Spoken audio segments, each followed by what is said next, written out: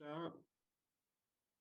So good morning all, and welcome to the Ageism and Elder Care Workshop on this morning. We are humbled and honored to have the CEO and President of Elder Care Services, Ms. Josie Fliger, in attendance for us today as the facilitator of this amazing workshop. We'll be discussing how ageism affects today's societal causes, and how social justice plays a role in the fight against ageism, and how the local elder care services that we have here incorporates techniques and resources to fight against ageism within our community. So by all means, I don't want to take up any more of her time. I just want to go ahead and hand it off to Miss Josie Fliger. Excellent. Thank you so much, Justin. You're a great hype man. Thank you for so early in the morning too. And thank you everybody for joining us today. I see a lot of aging advocates on here, and I might be preaching to the choir in some regards, but I hope that at the end of this, that everybody will become an aging advocate themselves. So let me start our little presentation. We will have time at the end to answer questions or have discussion perhaps.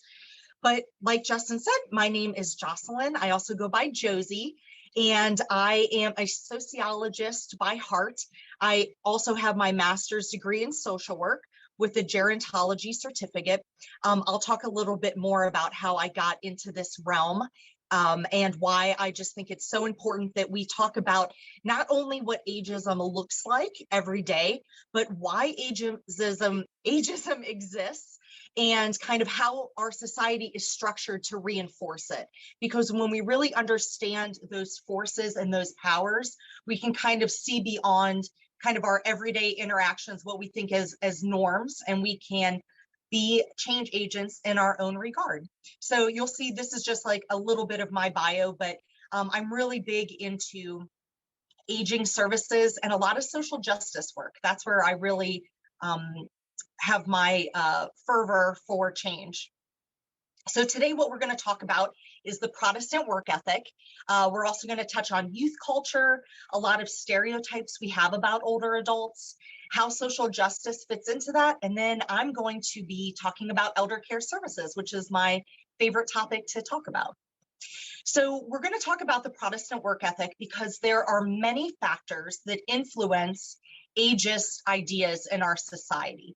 And of course, I'm not a good sociologist if I didn't start out by quoting one of our pillars of sociology theory, Max Weber. And so he really examined capitalism and the relationship between religion and capitalism. And so he thinks that religion is not the only influence into capitalism, but it does play a large part of it, right? And so he thinks that the cultural influences that are embedded in religion, those ideals that are purported in Protestantism, but many religions, is a way that we can understand how capitalism came about. So he viewed part of the cultural complex that influences capitalism, that religion plays a part, but there's also science, math, bureaucracy.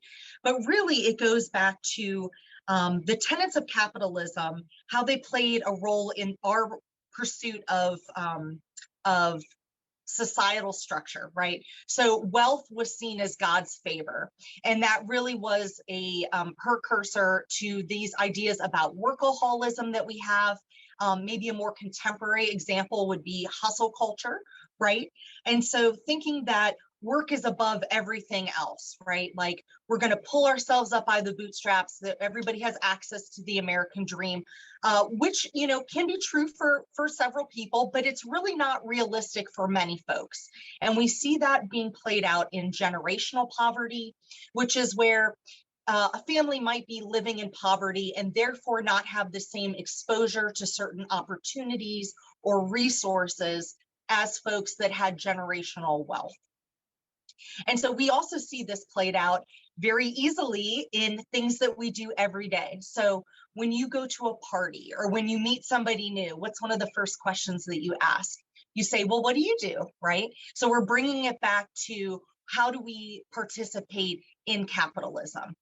We even ask our children, what do you want to be when you grow up? You know, we ask what role they're going to play in that society. We ask our seniors, what did you do before retirement? And so just like a very insidious ways that we reinforce these values, that if you're not producing, then you're not a valuable piece or member of our society. So not only is that ageist, it can also be seen as ableist, right? And that if you're not producing, you're not of value, and that you're actually can be seen as a drain on many of our social systems. Now, the rub here is that the value that people bring to society under this kind of mechanism is only focused on work that's done outside of the home. So it really devalues those caregivers, both for children and adults, but also cottage industry, caregiving, informal caregiving, all that good stuff. So we see the Protestant work ethic and how it interfaces with capitalism, forming our ideas about what age is in our society. The real world implication of this, because you might be saying, well, Josie, I don't know about all that. This graph, I think, is very telling. And I'm not going to do a super deep dive into this. I actually have another presentation about seniors and suicide. If there's ever interest in your agency for that, I'd be more than happy to present that. But this graph really inspired me to create that presentation. So these are suicide rates collected by the CDC, which holds data on this phenomenon. And the bottom line is female completion rates. The top is male. And you see that it goes exponentially off the graph once we hit retirement age.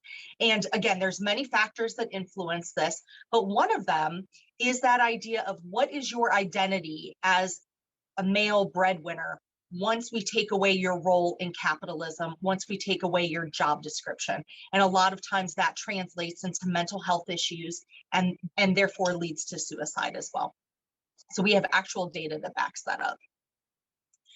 We also can look at youth culture and how there is a capitalist bent to that as well. You know, being old used to be in, and in many cultures, it still is, right? But in America, we are inundated with products and services that are constantly telling you, don't look older, right? Like we are injecting botulism into our faces to try to not look old. You know, I can't say anything about hair dye because I dye my hair, but we have all these products that go back to the fact that, you know, you're only valuable if you are young, if you look young, and it's like a $16 billion industry. So there it is, capitalism reinforcing that idea about youth culture and pushing age to the side. This can also play out in our workplaces. And fortunately, there are many laws that are in place about this, but sometimes it can be very subtle. And so it's up to us to be those ageism detectors and fight against that. But we see ageism in hiring and promotions. You know, the idea that older people have already saved up and therefore they don't need promotions, or the idea that somebody might be near retirement age and do we want to hire them or promote them? All those are erroneous thinking. It also can play out in other ways where we can see young people not getting promoted or not being paid a fair salary. So ageism absolutely goes both ways, right? We also see this about stereotypes about capability. Do older people understand how to use computers? You know, these are things that we might look at and have these assumptions about before we even meet the individual. And so here's just a question that you can answer in the chat for sure, but it can just engage you to think a little bit further about this. But what are the capitalist benefits from a society if we focus on youth and being youthful? Aging bodies and stereotypes. This is actually how I got into this realm of aging services. So when I decided to go back to get my master's degree for social work, I poked around and I looked at the electives, and there was one called Physical Aspects of Aging. And so I took that with Dr. Munn, who is just the most incredible proponent and advocate for an aging society. And she really spelled out that our body as we age, you know, God willing, you know, all things going as they should, that our bodies naturally change, and a lot of our um, stereotypes about older people come from those natural things. So the same way that when you're born, you can't choose what sex you are, right? You can't choose what race you are. You can't choose what ethnicity you are. You can't change what happens to your body. And I think that we need to really reframe aging in that not everybody gets to do it. Everybody on this call I know has lost somebody that has not been able to be a senior in their life, right? So not everybody gets to be a ripe old age. And we should look at it as a privilege, as that we're very lucky that we can get to that milestone. And should we be so lucky, our body will be doing different things. Just like we all went through different things when we were in puberty, the same thing happens when you get older. And these things are so embedded in our society. I pulled this up. You know, this is The Simpsons, right? So The Simpsons here, we have Grandpa Simpson that is always seen as like curmudgeony and kind of out of touch, right? Here he is yelling at a cloud. So just think about, as I go through some of these things, what stereotypes you might have or have heard about older people. I'm going to connect it back to what our bodies naturally go through. And then hopefully this could be an exercise in empathy. So one of the first things, and I think one of the most significant things that happens as your body ages, is that your muscle tone decreases. Your muscles will take longer to respond, but your muscle tone decreases, and a lot of your body relates back to your muscle system, right? So this could look like we move a little bit slower. That's fine, move a little bit slower. There's no race. There's no race in things. But it also goes back to, what our aging process looks like. And to promote muscle health as we get older, we look to assistive devices. We look at, so that could be like walkers or rollators. We look to exercise. We do jazzercise, water aerobics, things like that. As I go through, I will highlight things that people can do to promote muscle health. It doesn't mean you're going to be able to turn back what time naturally does to a body. And Yolanda says yoga. Yes, absolutely. Yoga is a great one. I actually did a class during COVID with senior senior yoga group, and it was awesome. It was so good. So this is just something naturally that happens to your body. Cardiovascular is the same way. So we think about many of our organs being muscles. So the same thing happens with your heart. Your heart's a muscle, your muscle tone decreases. We encourage seniors to promote their heart health by, again, exercising, walking.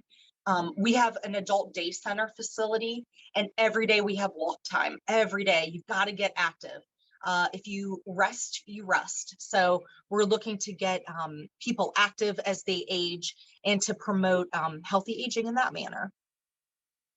There's also changes with bones and joints. A lot of people don't realize your bones shrink.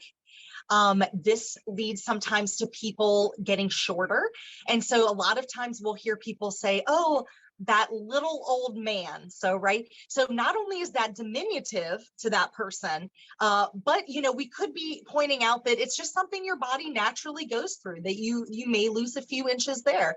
So we encourage people get vitamin D, again, get physically active. But the bone strength and the bone health, also affects our movement, our coordination, our stability, our balance, which are all really important as we get older, because falls can be so detrimental to seniors. Sometimes they can be fatal. And so if we are cognizant that, yeah, my bones are going to change, let me start figuring out, do I need an assistive device? Do I need some handrails here and there? There we can bolster our safety as we get older. Our digestive system also changes as well. A lot of times this goes back to what we said about the muscle system changing. So getting fluids is really important as we get older, even more so than it is throughout the rest of our age, which I'm sure my husband will not like to hear as he gets older. I'm always on him about drinking water, but it is very important. It leads to better digestive health. Senior nutrition that goes along with digestive health is so important. And that's why a lot of our programs at Elder Care work to address senior nutrition, making sure people have diets that are meeting their dietary needs, and that therefore we can keep up our digestive health that's linked to so many other systems in our body. The bladder and the urinary tract. When I do these presentations at the colleges, I always talk about incontinence, and gosh darn it, we're going to do it today too. So should you be so lucky to get older, some of your sphincters in your body, so think about your epiglottis, right, like covers up your windpipe so you don't get food in there, but all these other little sphincters in your body are muscles. And so when that muscle tone degrades as we get older, sometimes it might lead to incontinence. It happens to a lot of people. So what's important here is thinking about like the health of our bladder system, the urinary tract, and then, I'm going to talk about how elder care helps and supports folks that are incontinent by giving out free incontinence supplies. Just like there's been a big move to have free menstrual products, I would love down the line for us to see maybe free incontinence products. They're very expensive. If you can't afford them, you might be scared to go out and be social. That can lead to social isolation. And as we'll find out later, that that can lead, social isolation is very detrimental to your physical and your mental health. So we need to normalize these things and talk about, what bladder and urinary tract health looks like, because we need a full systems health to be aging in a healthy manner. I think one of the biggest stereotypes we have about older people are memory and thinking skills. A lot of things changes your mentation as you get older. So I love this example that someone gave me. Actually, I know who gave me, Hella at the senior center here in Tallahassee, that if we think of our brains like a filing cabinet, right? Like when we're young, we don't have a lot of things in our filing cabinet, so we can recall it very easily. This is why my child remembers something I said 2 weeks ago and I might have forgotten about. As we build those wonderful memories, those inputs, that knowledge, of our professions as we get older, we're filling up our file cabinet. So if we should be so lucky to get so old, we will be able to go back through our filing cabinet, but it might take us just a minute.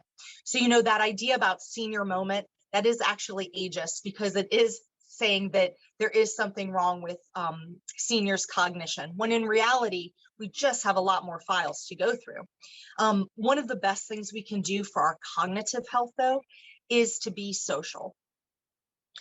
A lot of times people think that a good thing to do for your mental health or your mentation as we get older is to do crossword puzzles, right? Like I heard a lot of that, like, oh, do crossword puzzles, keep your brain active.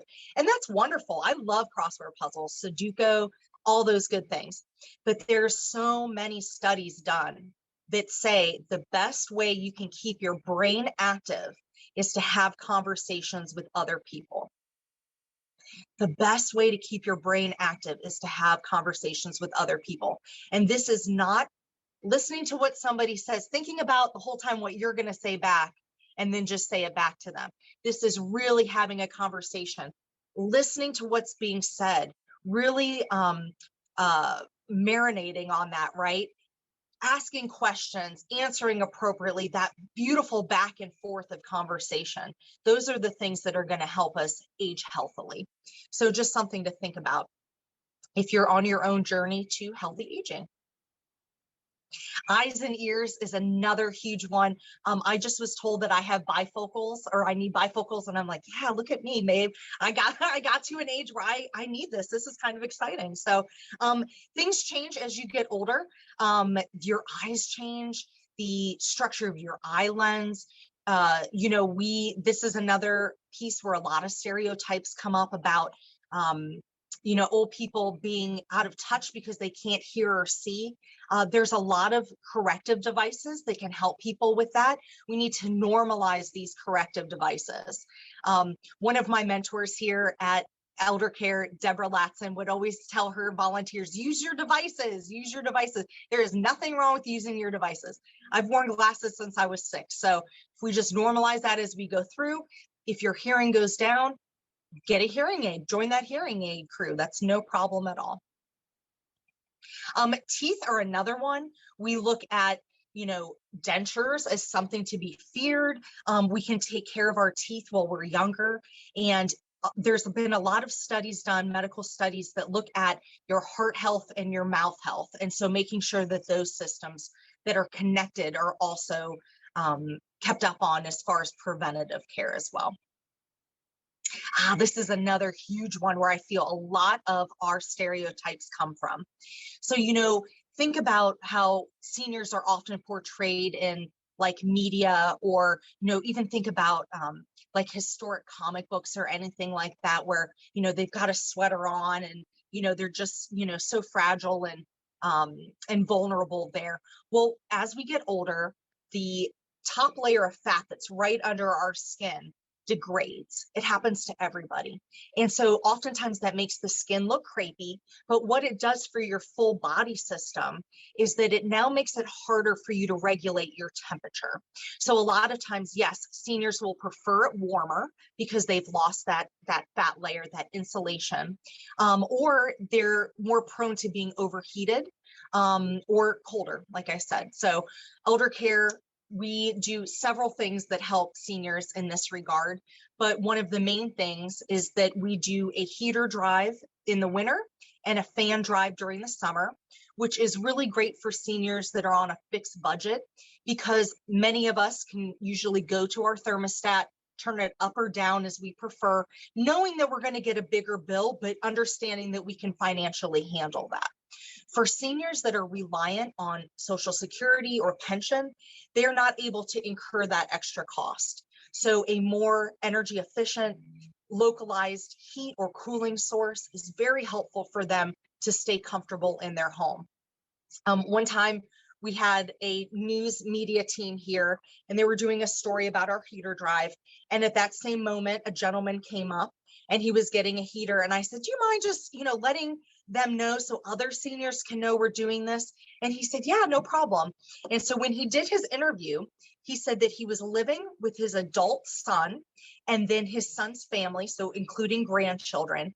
And the grandchildren would tease him, Grandpa, you like it so hot, and not understanding that this is like something that happens to your body. And so he said, yes, I can take that heater, put it in my room and get it toasty like I like it, and not inhibit the comfort of other people in his home.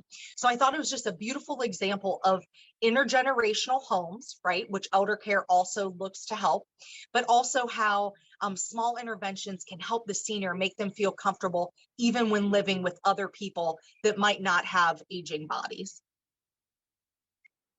We talked about the behavior and cognition. A lot of people refer to older folks as grandma or grandpa. That's a stereotype, obviously. People don't reach a magical age and become a grandma baking cookies and just, a sweet person. If you've had mental health issues during your lifetime, they don't just stop at a certain age. People continue those mental health issues or substance use or abuse. If folks were at odds with others while they were younger, they probably will continue those habits as they get older. There's also ideas that many elders are conservative or pessimistic. I will tell you that is not the truth. Many seniors that I look to as mentors are optimistic folks that are embracing of all different types of people, and therefore, could be looked at as progressive, and certainly have pushed for different social issues when they were younger as well. And we talked about the filing cabinet. So how is this all social justice? Well, like I said before, should we be so lucky, our bodies will change. There's nothing we can really do about that. But we can start normalizing some of these processes, right? And understand that our own biases can play in how we interface and interact with older people. These experiences are just the natural process of aging. Oops, let's go this way. So don't make assumptions, right? So we're not going to assume certain things about older people just because they're older. Just the same way we don't assume things about other people just because they may belong to certain groups, right? We want to honor their past, but also their present.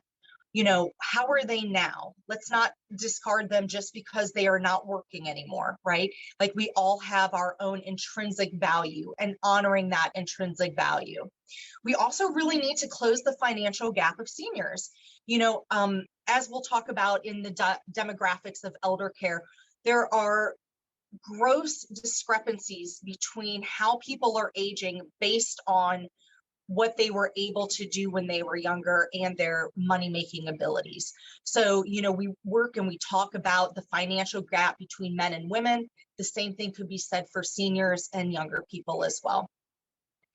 As nonprofit leaders, many of you on this call are, we need to think about intake for seniors. So during the pandemic, we had an agency that went to only accepting documents that were scanned. Now, I do have a scanner at home. I drag it out if I need it. I don't use it all the time, but many people don't. Many people don't have wireless or a smartphone.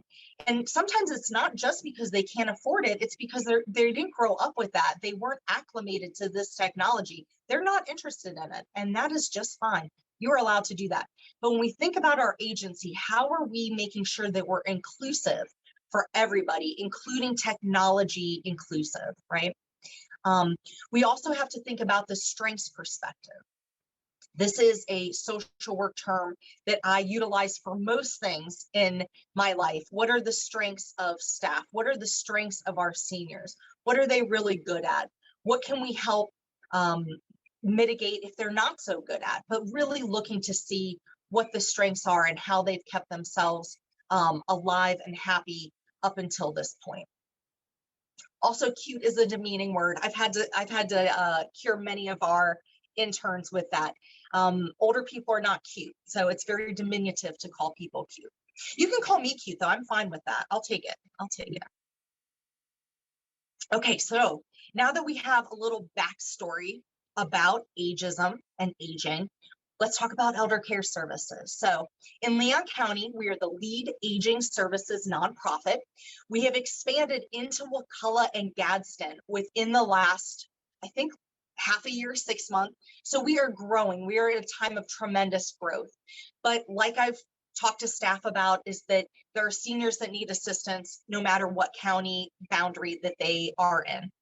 We're out on West Tennessee Street. You can always come and talk aging issues and view our facility. You'll notice this square. That is our logo. It's called a log cabin quilt design. And the idea here is that each strip of fabric or each program of elder care is not as strong as it is when it's all combined together. So we're really creating an integrative system for seniors to come to one place and get the care and the help that they need.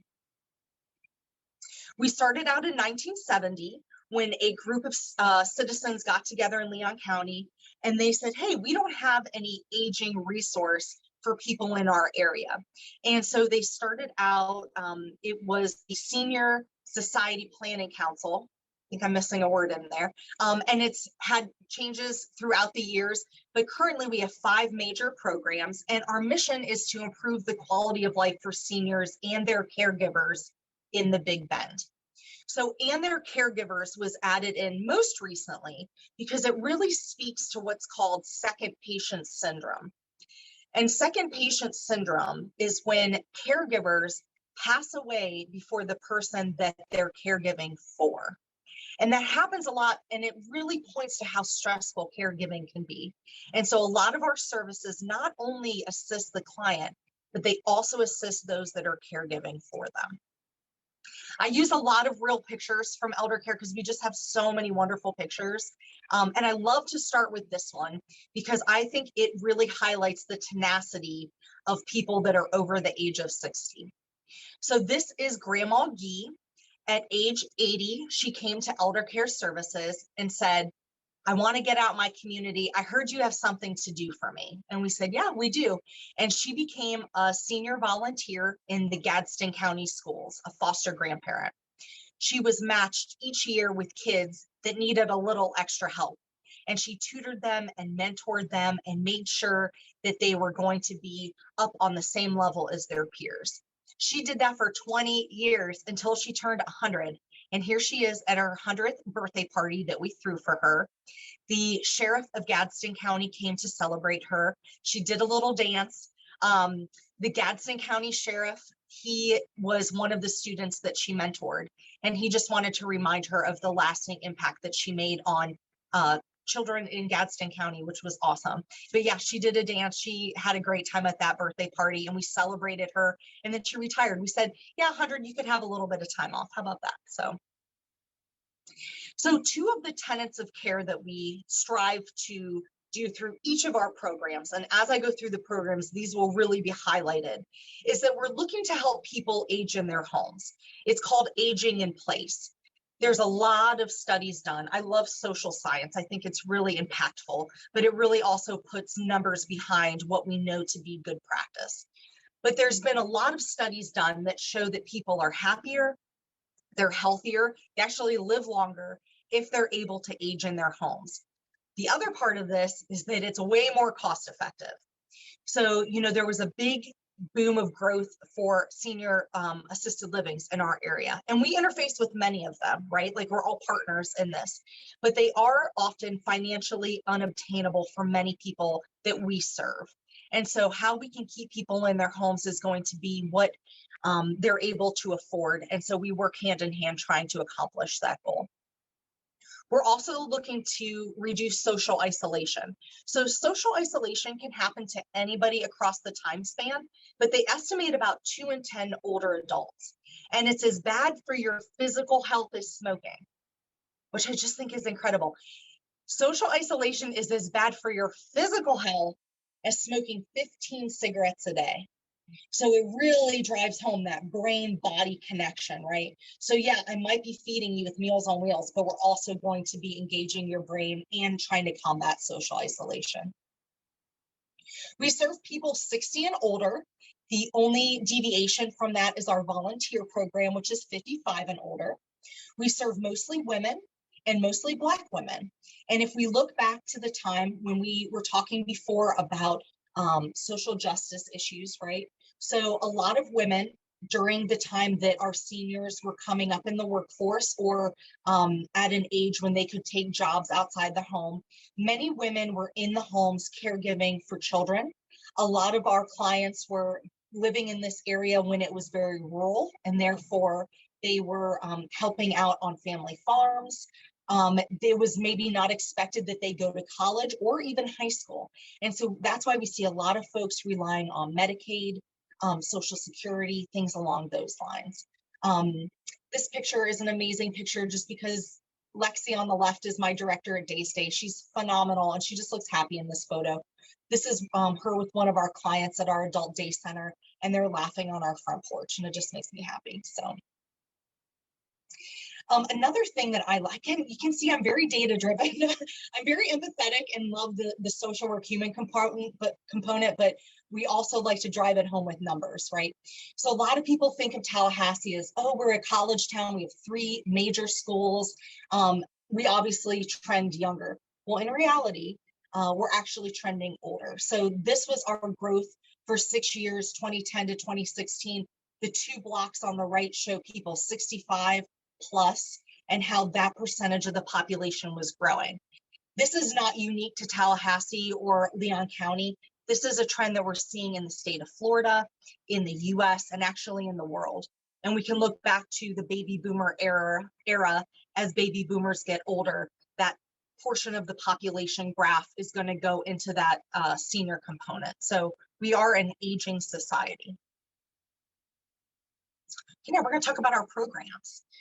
Meals on Wheels, I like to call it our flagship program. It's got such great name recognition. It started out here in 1972, the exact same time it started nationally. And so they're celebrating 50 years of Meals on Wheels with us and throughout the nation. We serve about 100,000 meals each year, which I think is just incredible.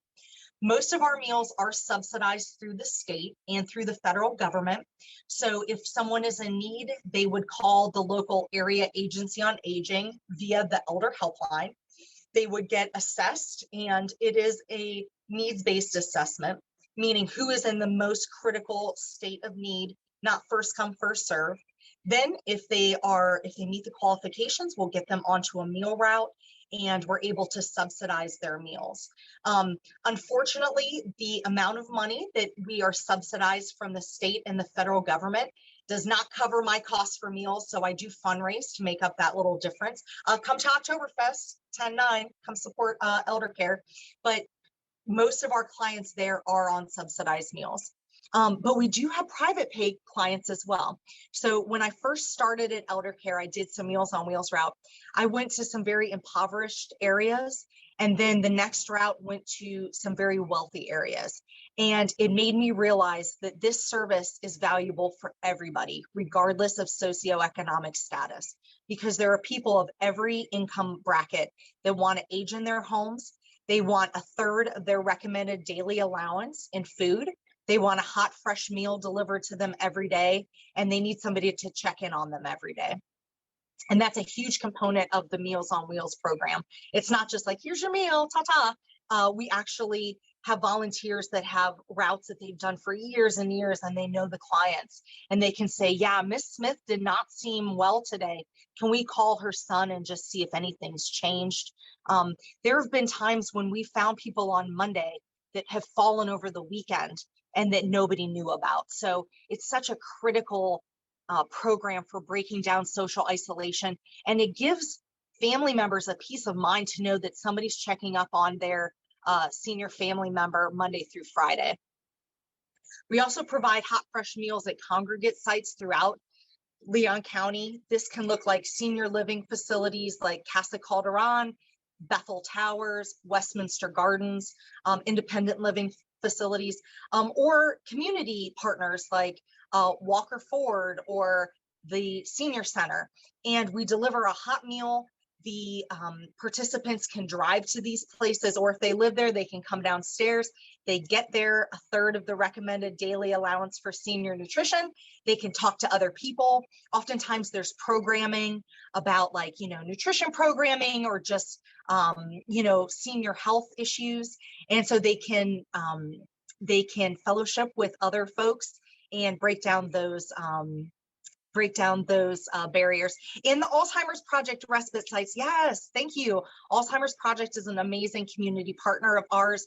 And yes, they get those hot, fresh meals delivered to their respite sites also.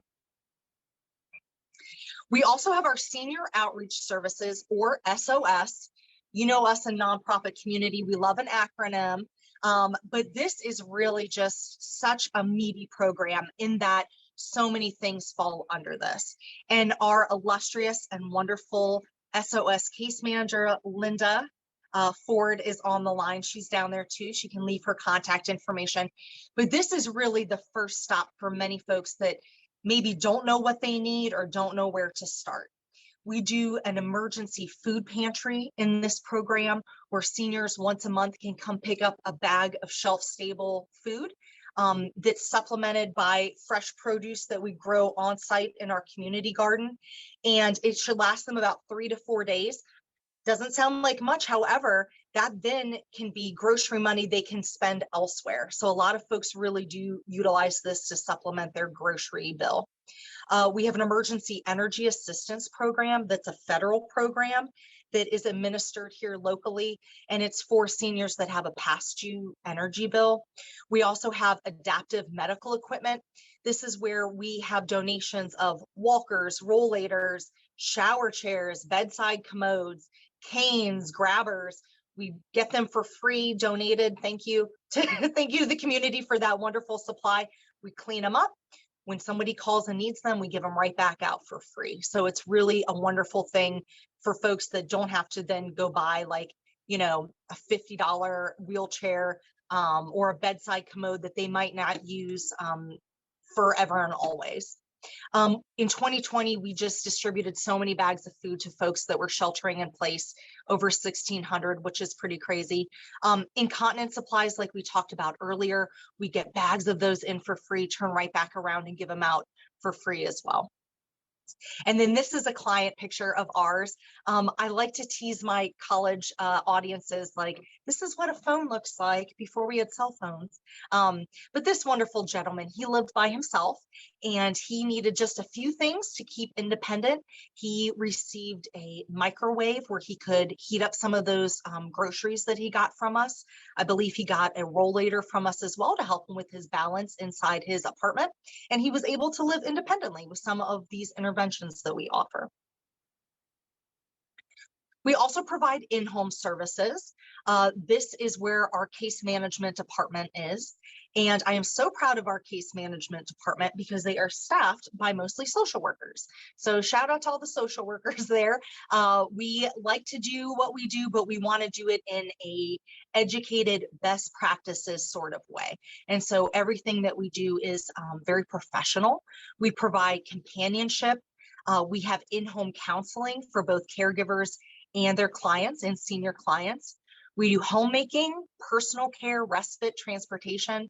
One quick story, I guess, my husband's grandma, a shorter woman, not even 5 feet, not even 100 pounds, tough lady. We call her the General. And she came up to me during Thanksgiving one time and she just started sobbing, very unlike her. And I was like, what's going on? And she said, I just can't bathe grandpa anymore. It's too difficult. I remember she's very petite woman, right? And I said, Grandma, I got you. Let's see what we can do. And so thankfully we had a CNA available and they were able to go in there. And we were all very curious how Grandpa was going to take that. Peas and carrots. They clicked. He was able to get his baths. They were able to stay in their home for years more than if she wasn't able to get that help and had to put him in a nursing home. And it gave respite to Grandma as well. It gave her a time when she could just take a load off, not worry about what was happening with Grandpa and know that he was being taken care of. And so what might seem small to us, like a bath, can make a huge impact on keeping somebody in their home. We also started an LGBT plus support group. I'm so proud of seniors that went through the social justice movement of LGBT plus movement, that they often face so much discrimination and still continue to. And so we want to be a place to provide support for that group. And nobody else is doing anything that addresses that. We partner with Capital T, which is an amazing resource for our community. And they meet at the Senior Center. It's growing every meeting. So I'm very, very happy about that. Senior volunteer programs. There's Linda again. I just love it. Very quickly, this is an opportunity for seniors to stay active in their community, to give back. The foster grandparents, like we talked about, that are in schools and daycares, and the senior companions that sit with older clients, they both earn a small stipend. I advocate for them on a national level.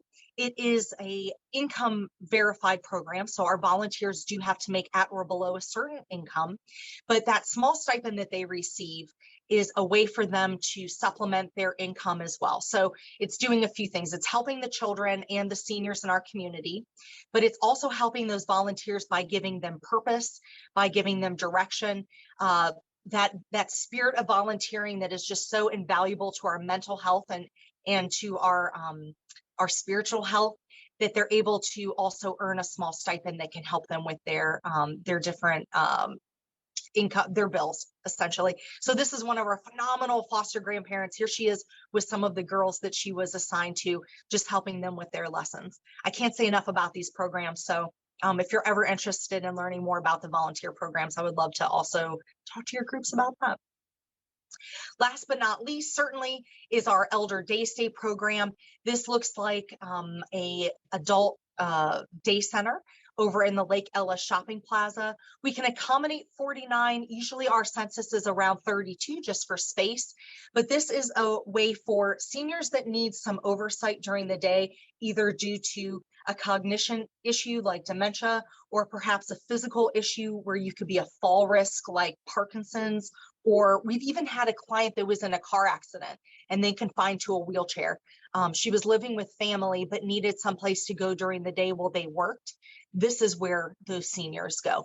They get a hot breakfast, a hot lunch, a snack.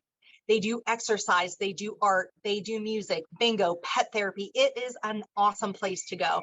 It is the happiest place in Tallahassee. That's what we always say, but it really, really is very instrumental in having seniors age in homes with their adult children and their grandchildren. And again, for families where it might not be possible to pay that assisted living bill for their senior relatives. This is a gentleman that was a Purple Heart recipient in Korea that was a client of ours. The other picture is a long-term client, and just like, oh, my heart, Miss Julia, with one of our CNAs, and you see all the awesome artwork behind them. So, you know, we let them relax sometimes too during the day, but it really is such a great place to go. It's enriching. I can't say enough about it. Love Elder Days Day. We're structured very similarly to every nonprofit. We have a board of directors, so I have 14 bosses, a fiscal department, a development department. We rely a lot on volunteers. All of our Meals on Wheels go out with volunteer support, and they are dedicated folks. Oftentimes they're the same age or sometimes older than the clients that they're serving, which again points to the tenacity of volunteers no matter what their age. What was I going to say? So all these programs that we have, they kind of operate like their own nonprofits in a lot of ways, but we can share the costs of utilizing one fiscal department across the agency, one development department across the agency. So therefore, we're able to keep our costs pretty low. Eligibility is always needs-based. We look at finances, we look at physical limitations. Of course, I'm probably preaching to the choir, a lot of nonprofits on here. There's always more need than funds available. We take referrals from everybody. I was answering the main line one time, and a young man called, and he's like, I'm 23, but I see my neighbor over here who's in his 80s, and I just wanted to know what you offer. And I was like, oh, that's amazing. Community. Because, you know, not a lot of people, I would think, you know, that's a stereotype you have about young people, that they wouldn't reach out for help. But I just thought that was amazing. And you know, the power of neighborliness. But we get referrals from everybody. This is another one of our clients. She's awesome. She lives in a more rural area of our county. And we provided this fan to her to keep her comfortable during those hot months. And during the course of our involvement with her, she actually became a caregiver to a bedbound senior. And so we were able to provide certain goods and medical equipment to them as well, or adaptive devices to them as well. So that is all I have for you. I just talked your ear off. I know I did not take one breath in there. Let me just reiterate that if this interests you, I am more than happy to come speak more in depth about any topic about aging. It is literally my passion. I would also like to plug in and do a stump for our Oktoberfest, which is October 9th, Sunday at Cascades Park.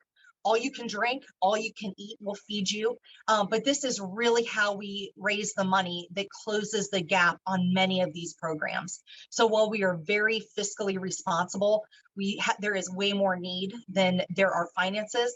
And so come, you know, you're going to do good, but you're also going to have a great time. So that's my little plug before we get to questions.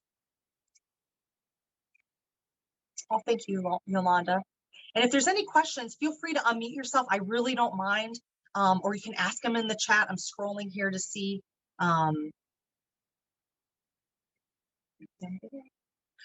Does anyone know how you can get a pet into the pet therapy program? So our pet therapy program is run through TMH. And so you should be able to Google TMH pet therapy. And then there is a course that you go through to become certified. But that's where I would start. I would just Google that.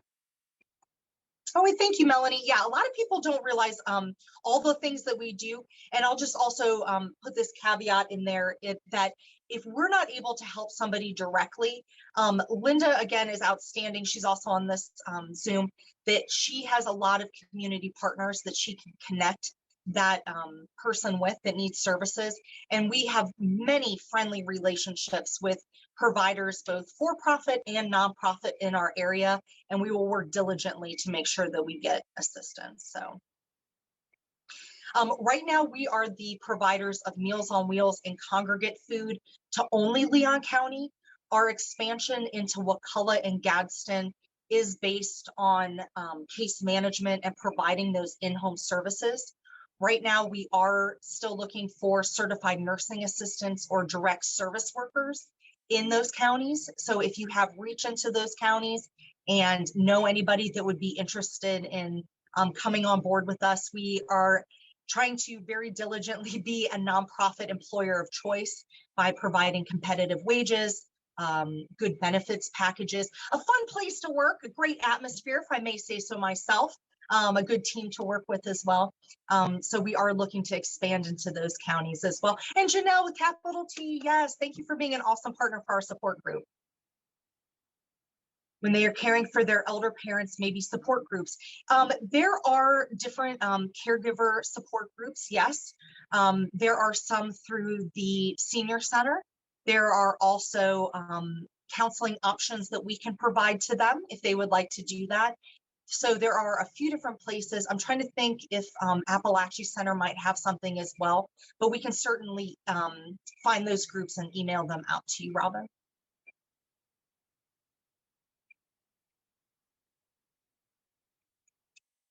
See, she's got it. Alzheimer's Project and Upside at the Senior Center. And my team is also on here. If they would like, if I missed anything of pertinence, if anybody would like to join in, I am not a, I'm an equal sharer. So if anybody has anything that they would like to add, feel free. Yep, AHEC is a great resource as well. Thank you, thank you. And then Justin, I don't know if you saw any questions that I might have overlooked. I guess I could have made a breath in there. I'm sorry, I didn't realize. We still have 10 minutes if there's anything anybody wants to add on to. One just came in saying that, are you looking for CNAs only in Wakulla County? I think that's what you are looking for, only CNAs in Wakulla County. Right now we're looking for CNAs across the board. So Wakulla, Gadsden, and Leon.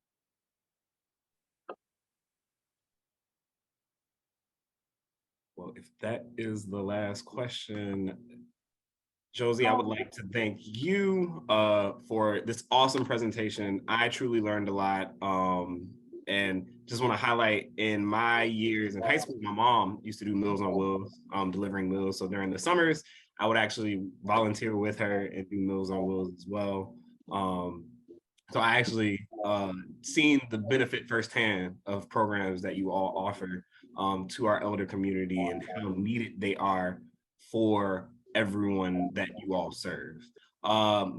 Last thing I want to highlight is our next workshop will be, let me share my screen real quick.